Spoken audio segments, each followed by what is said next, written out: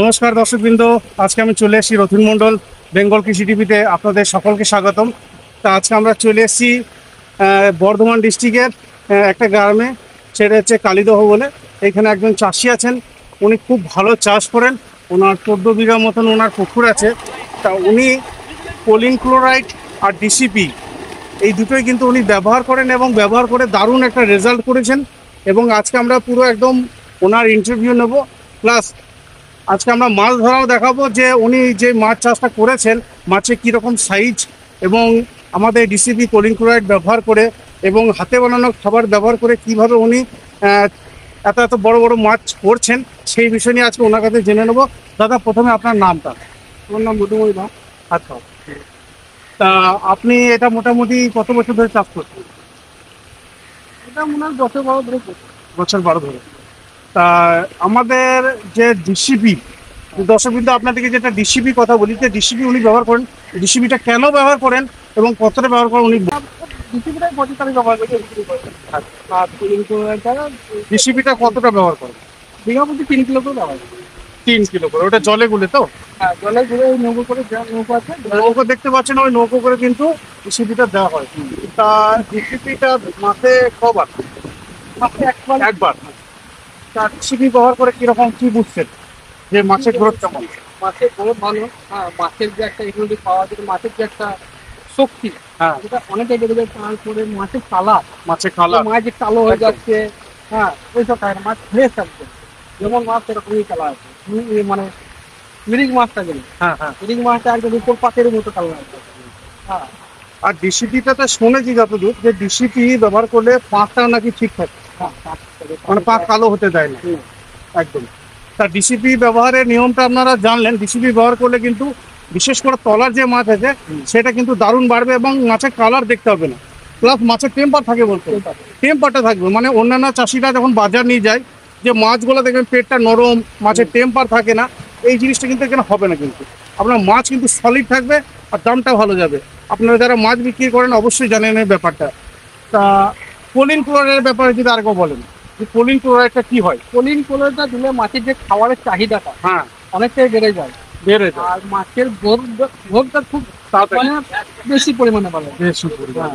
ওইটা কি পরিমাণ দেন আপনি? ওইখানে 350 করে আগে দিতাম, হ্যাঁ, এখন আমরা ডলতে পারি 500 গ্রাম করে বিঘা প্রতি। মাসে এই 25 দিন অন্তরে একবার, হ্যাঁ। মাসে একবার দেওয়া যেতে পারে। মাসে একদম। তো বিঘা প্রতি 500 গ্রাম করে। ঠিক আছে, এবার আমরা জিজ্ঞাসা করব যে উনি কি খাবার দেন এবং উনি কি খাবার দিয়ে মাছকে এত বাড়াচ্ছেন কিভাবে। তা সেই খাবার, দাদা আপনার খাবার যদি একবার আমাদের চাষিদিকে যদি একবার বলেন, যে আপনি আমার বলতে আমরা রাইস ব্রান্ড দিই। হ্যাঁ, যেটা ডিওরবি, যেটা হ্যাঁ, ডিআরপি যেটা বলা হ্যাঁ। হচ্ছে, ওই ডিআরপির সঙ্গে সর্ষে খোল দেওয়া হয়, আচ্ছা, বাদাম খোল, বাদাম খোল, সয়াবিন, ভুট্টা, ভুট্টা, ডিডিজিএস, ডিডিজিএ, আর ওর সঙ্গে agreement fourth agreement for vitamin. Vitamin, হ্যাঁ, আর লবণ দেওয়া হয়। লবণ। হ্যাঁ, মানে 1 কুইন্টাল খাবারে 1 কিলো লবণ দিয়ে। 1 কুইন্টাল খাবারে 1 কুইন্টাল, মানে 1 কিলো লবণ। বেশ, এবার ধরুন কোনো চাষি 1 কুইন্টাল খাবার বানাবে, তাহলে 1 কুইন্টাল খাবারে ওকে কোনটা কি পরিমাণ কি দিতে হবে যদি বলেন একটু তখন। ডিডিজিএসটা আমরা ওই 10 থেকে 15 কিলো। 1 কুইন্টালে 10 থেকে 15 কেজি ডিডিজিএফ। হ্যাঁ, আর বাদাম খোলটা দিয়ে 8 কিলো থেকে 10 কিলো।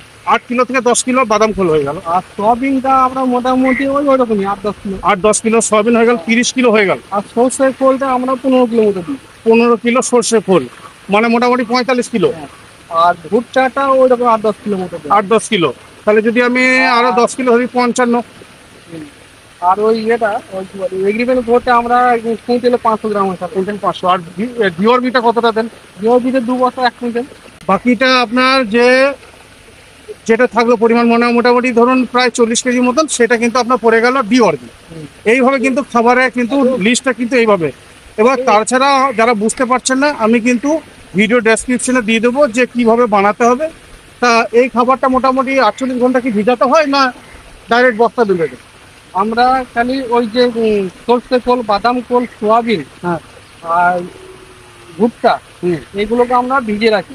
ভিজিয়ে রাখো। হ্যাঁ, ভিজিয়ে রাখি ড্রাম আছে, হ্যাঁ, ড্রাম আছে, হ্যাঁ, ড্রামে ভিজানো থাকে। হুম। 24 ঘন্টা ভিজানো থাকে। 24 ঘন্টা পর ওগুলোকে দিয়ে লবণ আর এগ্রিমেন্ট ফোর্থ আর 2 বস্তা, মানে 2 বস্তা নয়, যতটা লাগবে আর কি খাবে হ্যাঁ, সেই হিসাবে মানে 1 কুইন্টাল হিসাবেই চলছে এটা।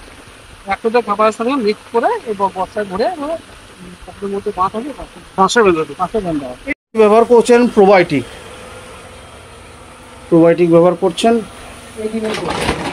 আচ্ছা, ওই যেটা ভাইটামিন, যেটা এই ভিটামিন এগ্রিমেন্ট একদম একদম। আপনারা এগ্রিমেন্ট ফোর্স করতে পারেন, আপনাদের অন্য যদি ব্র্যান্ডের ট্রাস্ট থাকে সেটাও করতে পারেন। এবং কোলিন ক্লোরাইড আপনাদের চীনা পরিচিত জিনিস, ব্যারেল হয়তো যারা নিয়েছেন তারা অবশ্যই চিনেন। আর এই মহুয়া খোল আমার ব্যবহার হয়, মহুয়া খোল। গর্গের।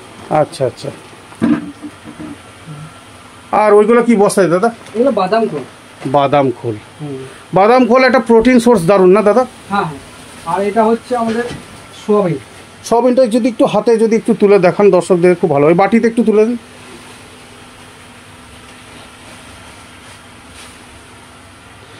আচ্ছা, সোয়াবিন কিন্তু প্রোটিন সোর্স দারুণ।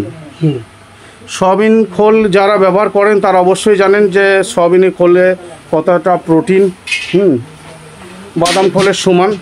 মোটামুটি সয়াবিন খোলে দাদা প্রোটিন মোটামুটি 60% তো প্রোটিন থাকবেই। 60% বলে অত থাকে না, মোটামুটি 45-50 ধরে যাবে। এটা বাদাম, এটা বাদাম একদম। বাদামে মোটামুটি আপনারা 40 থেকে 44% প্রোটিন আপনারা পেয়ে যাবেন। উনি যা যা লাগে মাছ চাষ করতে গেলে সমস্ত কিছু ওনার কাছে আছে। ডিডিজি, এটা ডিডিজিএস, রাইস ডিডিজিএস। একদম একদম। ডিডিজিএস যারা বুঝতে পারছেন না, ডিডিজিএস হচ্ছে যেটা আমাদের বিয়ার ফ্যাক্টরি থেকে যেটা ওয়েস্টেজ যেটা বেরোয়, তাই তো দাদা? ওইটা হচ্ছে ডিডিজিএস। ডিডিজিএসে মোটামুটি আপনারা ধরে রাখুন 30 থেকে 35% প্রোটিন আপনারা পাবেন যদি ভালো ডিডিজিএস হয়। তা যদি ব্যবহার করা হয় যে বিকেসি, বিকেসি, বিকেসিটা ব্যবহার করবেন, এটা খুব ভালো জিনিস। বিকেসিটা কেন ব্যবহার করবো দাদা একবার যদি বলেন?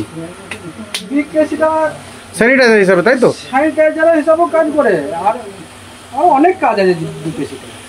জলে কোনো রকম ব্যাকটেরিয়াল ইনফেকশন হলে বা জলে কোনো দুর্গন্ধ এইসব হলে কিন্তু বিকেসি 50% বছরে দুবার দিলে আমরা চুনের খরচা অনেক কমে যাবে। এরকম টাইপের এই বাঁশগুলো যে আছে, এরকম টাইপের বাঁশগুলোতে কিন্তু উনি বেঁধে দেন এবং বস্তায় বেঁধে তারপর কিন্তু মাছে খায়। বস্তা এইভাবে ফুটো করে নিতে হবে নাকি? এইভাবে ফুটো করে নিতে হবে। এই যে ফুটো যেমন করে দেখেছেন, এই যে ফুটোগুলো দেখতে পাচ্ছেন, এই ফুটো করে কিন্তু মাছ কিন্তু এইখান থেকে খাবে, কিন্তু টুকরো টুকরো খাবে। এইভাবে কিন্তু বস্তায় ভরে আপনি বেঁধে দিতে হবে আপনাকে। তা মোটামুটি ধরে রাখুন যে সব কিছু দিয়ে যে খাবার আপনারা দিচ্ছেন, এটা দিয়ে মোটামুটি একটা মাছ 100 গ্রাম থেকে 1 কেজি হতে টাইম কত লাগে? এইটাই কিন্তু সবার জানা, মানে সবাই জানতে চায় যে এই সময়টা কত লাগে। তা ওনার মুখ থেকে শুনবার। আমরা মাছ সাধারণত 150 থেকে 200 গ্রাম সাইজে মাছ খাই। আচ্ছা, এই মাছটা 3 থেকে 3.5 মাসের মধ্যে আমাদের মোটামুটি কিছু মাছ 1 কিলো হয়। আচ্ছা, হ্যাঁ, কিছু মাছ 600-700 হয়, কিছু মাছ 500 থাকে। একদম একদম। হ্যাঁ, এই হয়। আর কাতলাগুলো 400-500 সাইজে কাতলা ফেলানো হয়, ওগুলো 1 কিলো হয়ে যায়, কিছু কিছু 1.5 কিলো হয়, আর কিছু 1.5 কিলো করে চলে আসে। আচ্ছা, আর সব মাছ একসঙ্গে যে আপনি যদি ভাবেন যে একবারে সব মাছটা আমার 2 কিলো হয়ে যাবে, না না, সেটা কোনোদিনই সম্ভব নয়। তা এবার দু রকম চাষ পদ্ধতি বলেছিলাম। ইনি যে চাষটা করেন সেটা হচ্ছে যে মানে 3.5 মাস পর থেকে আপনি জাল টানতে লাগেন এবং যেগুলো বড় সেগুলো বিক্রি করতে লাগেন। এবং উনি আর একটা সেইখানে সিস্টেমটা করেন, সেটা হচ্ছে উনি যখন বিক্রি করছেন একবারে কিন্তু বিক্রি করে শেষ করে দেন না। উনি কিন্তু যখনই বিক্রি করেন আবার কিন্তু 100 গ্রাম সাইজে মাছ ছেড়ে দেন, আপনি আবার ছেড়ে দেন। কিন্তু এইভাবে কিন্তু ওনার চলে যাচ্ছে কিন্তু রোটেশন হয় 3 মাস পর থেকে রোলিংটা আমাদের চালু হয়, 3.5 মাস পর থেকে। একদম একদম। মানে মাছ রেডি হয়ে গেলে আবার বিক্রি হবে আর মাছ পড়তে থাকবে। তা মোটামুটি দাদা বিঘা প্রতি প্রোডাকশনটা যদি আপনি বলেন তত বিঘা প্রতি আমরা বছর সাল হ্যাঁ মোটামুটি 1000 কেজি থেকে 1200 কেজি পর্যন্ত মাছ আমরা তৈরি করতে পারি। আচ্ছা, হ্যাঁ, এবার প্রোডাকশন মানে যেরকম মানে আবহাওয়া বয়ে থাকে সেরকম মাছ বাড়লে আরো বাড়বে, কিন্তু নিচে দিক কম হবে। 10 থেকে 15 কুইন্টাল আমি ধরে রাখবো, ঠিক আছে? তাই তো? হ্যাঁ, 10 থেকে 15 কুইন্টাল। 10 কুইন্টাল তো একবার শিওর তো হবে, একদম, তার বেশিও হতে পারে। এই খাবারটা যদি এরকম করতে পারে, হ্যাঁ, আমি 10 কুইন্টাল জলে পিএইচটা ঠিক রাখতে হবে। একদম একদম।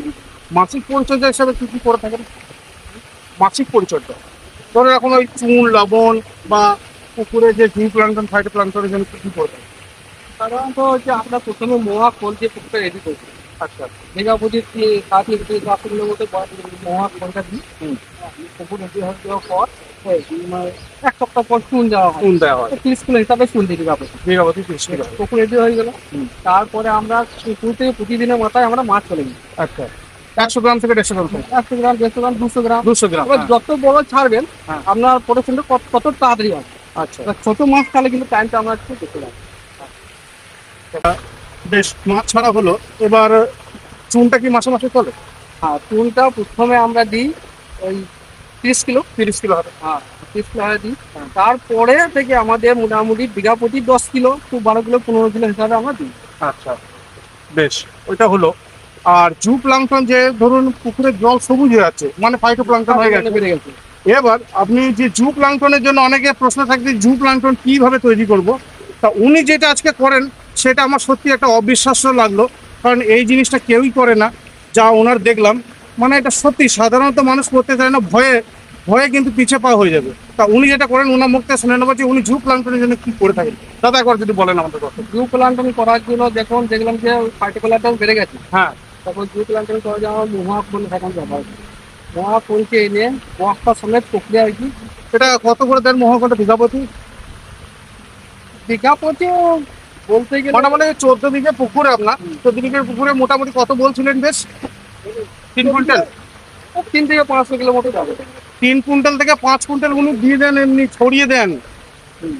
মানে অনেক চাষি ভয় ভাববেন যে হয়তো মাছ মরে যাবে, কিচ্ছু হবে না, কারণ মহুয়াকলের সেই টেম্পার নেই দাদা, আর যে মাছ ভাসানোর জন্য মহুয়াকল ব্যবহার হবে।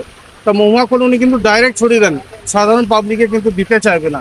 তা এইভাবে ছড়িয়ে দিচ্ছেন, দিয়ে ছড়িয়ে দেওয়ার পরে ওটা পচে গেলে অটোমেটিক জু প্লাঙ্কটন তৈরি হয়ে যায়। ওটা 1 মাসের মধ্যে জু প্লান্টন আমি দেখতে পাই। একদম ভরপুর। দারুণ একটা জিনিস যে এইভাবে একবার করে দেবেন। কোন চাষি বাড়া যদি ভয় করে হ্যাঁ যে এইভাবে ছড়িয়ে দেবো, হ্যাঁ। ভয় করে, সেটা একটা কাজ করতে পারবি। ওই চটের বস্তায় ভরে, হ্যাঁ, অল্প অল্প করে দিয়ে মানে একটা লাঠি দিয়ে বা বাঁশ দিয়ে বেঁধে, পুকুরে বেঁধে দিয়ে হ্যাঁ। ওটা 10 দিন 15 দিন মানে ভিজানোর পর ছড়িয়ে দিতে পারবে। ওটাও কাজ হবে। এটা করা যায়, এটা আপনাদেরকে দেখিয়েছি। এটা কোনো রিস্ক নেই আর কি। একদম না। কিন্তু উনি বলছেন যে পারে ভেজানোটা ঠিক নয় নাকি? না, টেম্পারটা কমে যায়। টেম্পারটা কমে যায়, জলে ভিজাতে। জলে ভেজানো বেশি ভালো হয়। তা যদি মানে মহুয়াকল দিলে কি একটু অক্সিজেন শর্টেজ হতে পারে, ওই জন্য উনি কিন্তু ওই পিছনে ফোয়ারা চলতে দেখতে পাচ্ছেন, উনি কিন্তু ওইভাবে ফোয়ারা চালিয়ে কিন্তু অক্সিজেন শর্টেজটা কিন্তু ঘাটতিটা পূরণ করবেন কিন্তু। হ্যাঁ, তা এইভাবে ওনার তাহলে উনি মহুয়াকল ব্যবহার করছেন, উনি ডিসিপি ব্যবহার করেন, উনি কোলিন ব্যবহার করেন, এবং মাছের খাবার তো বলে দিলাম কিভাবে করছেন ওনাদের। তা ওইটা লিস্টটা দিয়ে দেবো। প্রোবায়োটিকটাও আমাদের ব্যবহার হয়। প্রোবায়োটিকটা কি আপনারা লিকুইড দানা না পাউডার? আমরা দানা ইনভার্নেস যেটা আর কি, আচ্ছা। সেটাই ব্যবহার করি। দানাটা ব্যবহার করতেন, দানাটা ডাইরেক্ট ছড়িয়ে দিতে হয়। ডাইরেক্ট করি। আচ্ছা, প্রোবায়োটিক ব্যবহার মানুষে কেন করে? প্রোবায়োটিকটা ব্যবহার করলে যে ক্ষতিকারক জীবাণু যেগুলো আছে আচ্ছা তাদেরকে মেরে যে উপকারী ব্যাকটেরিয়াটা, হ্যাঁ হ্যাঁ আচ্ছা, আর তার থেকে মাছের খাবার হয় এটা। একদম একদম। নিচে যে বর্জ্য জিনিসটা হ্যাঁ। পড়ে আছে, যে মাছে খেতে পারে না, সেটাকে খেয়ে ওরা প্রোটিনে কনভার্ট করে। প্লাস নাকি প্রোবায়োটিক যারা ব্যবহার করে জলে গ্যাসও কম। গ্যাস কম হবে, যে পাতা, যেসব পাতা পড়ে, যে পুকুরগুলো পাতা পড়ে, সেই পুকুরগুলো প্রোবায়োটিক ব্যবহার করতে হবে। একদম একদম, এইটা কথাটা ঠিক বলেছেন।